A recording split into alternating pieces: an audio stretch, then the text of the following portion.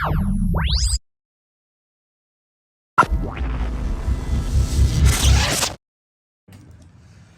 man, what's good, man? We back on Tell 'em Twine.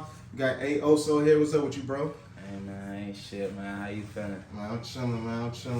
That's it. So, man, we gonna start from the top, get into your story, because, you know, it's your first time on Tell 'em Twine, you know, just so the viewers can, you know, get to know you and all that.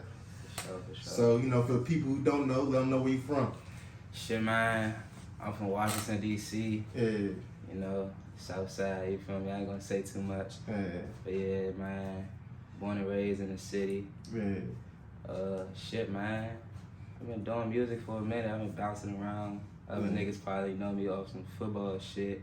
Oh, you play football? Yeah, man. I played for FBR, Vegan House. Vegan House. Oh, yeah, Vegan House, yeah. Everybody know about Vegan House. Yeah, that's fine, man. Yeah. Yeah. A lot of niggas done came from Vegan House. It's Yeah. crazy. But nah, man, I done been around, bro. I done did GoGo, bro. I done played with AyeOso. Probably for a break now, that's probably the main band that I was really playing with for about that shit like 10 years now. We actually still a band. And we said, what band was that? A2C. A2C, okay. Shit, bro, I done did a lot though, bro. So bro, I got a little experience, bro. Yeah, let's take it let's start from the beginning. So you say you grew up on the South Side, you was playing football a lot. So like what came first, football or music? I ain't gonna lie, the football came first. Okay, football. So around what age you started playing football? I ain't gonna lie, I started young as shit, like 4, 5. 4, 5, dang. So yeah, he was out there early. Yeah, I was out there early. Okay. Yeah. What position? What position were you playing?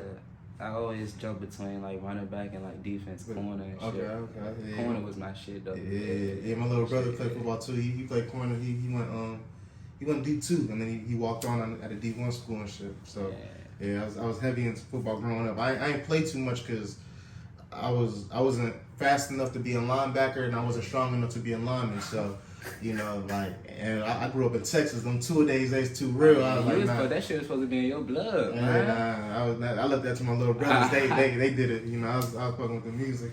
Yeah. So, you know, when the music kind of come into play? Probably as like I turned like 11, 12. Okay. Cause like I don't know, like I was just always around like old heads and people that was into go-go and not just like going to clubs and shit like that, but like actually like being involved, whether there was like live sound or actually playing in the band. So I was just infatuated with that shit, man. I don't know, I just took a liking to it. That was something that I always knew, like, man, this football shit don't work. I'ma fuck with that music. Like that shit cool, you feel me? But so I started with go-go music kind of. Yeah.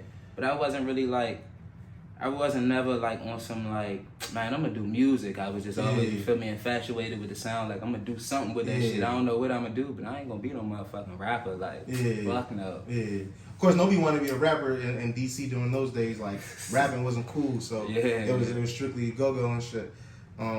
So once you started actually getting into like what kind of got you into the music, like what made you like join a band or instruments, like how did that transition happen?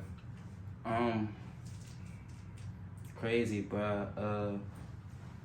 Somehow I don't know, I dived into like rock music and shit like that. Cause I don't know, I was just, you feel me, infatuated with where live sound came from. Like, okay, I really want to know the history of this shit, you feel what I'm saying, if I'm gonna do it. So I really came to like a liking of like rock band, not know so much like heavy metal, but shit like Marilyn Manson. That was probably like one of my biggest influences for real. So that more kind of like punk rock than hardcore. Yeah, you feel me? So that kind of like opened my eyes way more in the sense of like, damn, you can really do some shit with music, you feel what I'm saying? So I felt that it was cool because the image that he portrayed in the music, what he was saying, was completely two different things, you feel me? So I feel like shit like that, like that's very creative, you feel me, in the sense of like, when you're looking at a picture, when you're looking at a painting or something like that, you really want to look at certain things that's going to take you out of the perspective that you usually look at, which is dope. And Marilyn Manson is definitely someone who does that very well, because I feel like he's one of the most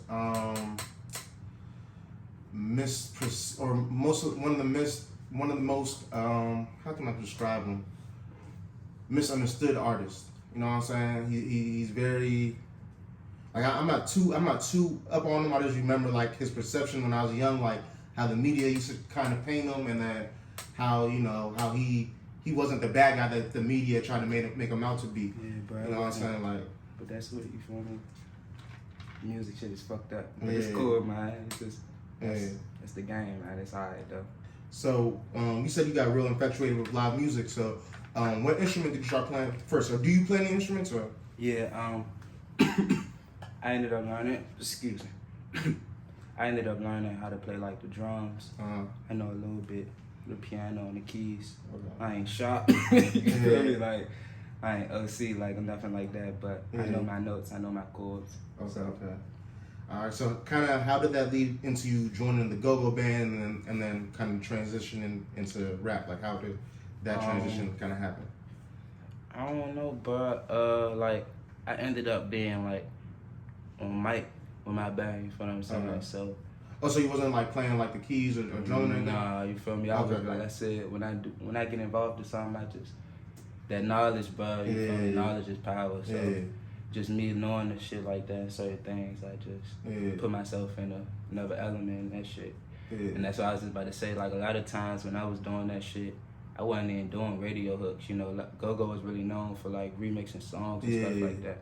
If you go back and listen to a lot of the songs and shit that we did, a lot of the times when I came on mic, it was shit that I came up with. Like I was actually like writing and shit, like writing little hooks. My man used to always tell me, in fact, she used to always tell me like, bro, you gonna end up being a rapper. And like, bro, shut the fuck up, bro. Like, not about to be on no rap shit. Like, fuck no. Why? So, like, so. And then, for the people who don't know, like, explain to them why you didn't want to be a rapper at the time and like how rappers were perceived in the DMV or in DC at that time. I don't know. It was, don't get it twisted. You feel me? It was niggas like Lil Reza and Shy and a lot of other motherfucking names that I can go through right now. Even it was motherfuckers. I can go all the way back to Pinky Killer Corn. Like it was a lot of people that didn't rapping. You feel me? So I don't know, bro. It just wasn't like. I want to say it wasn't the thing, but that wasn't the shit that was really taking everybody there, you feel what I'm saying? At the time, bro, GoGo was the shit. Especially at my age, we really turned that shit up, you feel me? GoGo was the thing, so. Y'all was like the golden age of GoGo. You know? So it's like, niggas was some other shit. Like I said, I wasn't really so much focused. I don't know why the fuck niggas wasn't thinking about no rap shit, but it was there.